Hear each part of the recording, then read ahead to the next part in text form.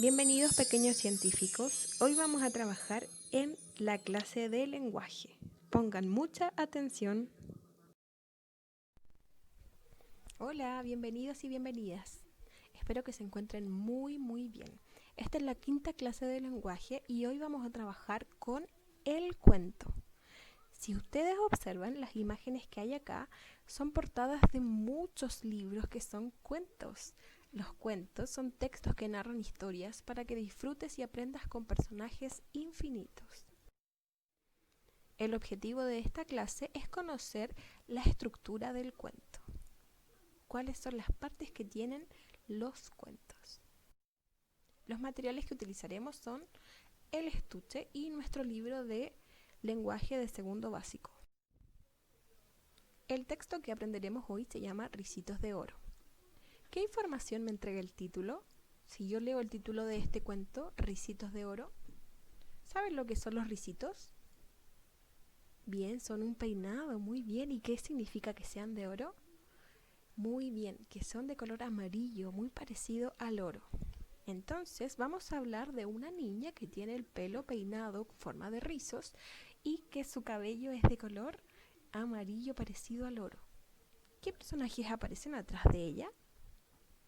3 osos, muy bien. Vamos a ver qué ocurre con este cuento. El cuento tiene algunas características. Tiene una clasificación. Cuando los personajes son sacados de la vida real, se llaman cuentos realistas. Cuando los personajes son ficticios o son inventados por el autor, se llaman cuentos fantásticos. Hay algunos géneros del cuento. Existen los cuentos de terror, de aventura, de suspenso, de amor y de ciencia ficción.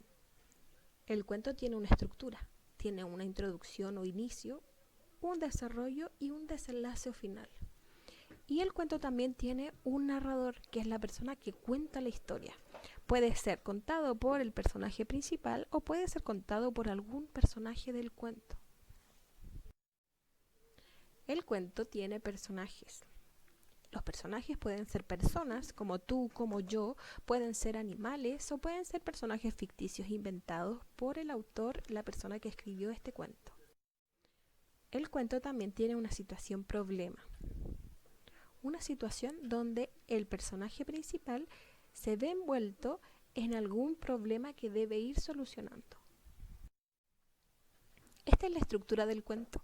El cuento tiene un inicio donde se presentan los personajes y el ambiente, que es el lugar donde ocurre, por ejemplo, un bosque o una selva, y tiene un desarrollo donde ocurre la historia y la situación problemática.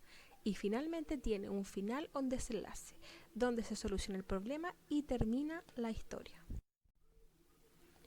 En tu libro de lenguaje, la página 17 y 18, vas a seguir la lectura con tu dedo lector. Si no puedes continuar toda la lectura porque encuentras que es demasiado, puedes pedirle ayuda a algún adulto que esté cerca tuyo. Luego, en la página 19 y 22, vas a realizar las actividades que aquí te están planteando. Antes de terminar, ¿cuáles eran las partes del cuento? ¿Te acuerdas? Muy bien. Había un inicio, un desarrollo y un final. En el cuento de Ricito de Oro, el inicio nos cuenta que habían 3 osos que vivían en una casa en el bosque. En el desarrollo nos contaron que una niña entró a la casa y probó la sopa, las sillas y las camas de los osos hasta encontrar la que más le acomodó de cada una de ellas. Y en el final, los osos descubrieron a Ricitos de Oro en la casa y ella escapó corriendo. Bien, entonces antes de terminar te voy a dejar este desafío de aprendizaje, que es leer el cuento en voz alta. Para leer en voz alta recuerda que debes tener una buena postura corporal.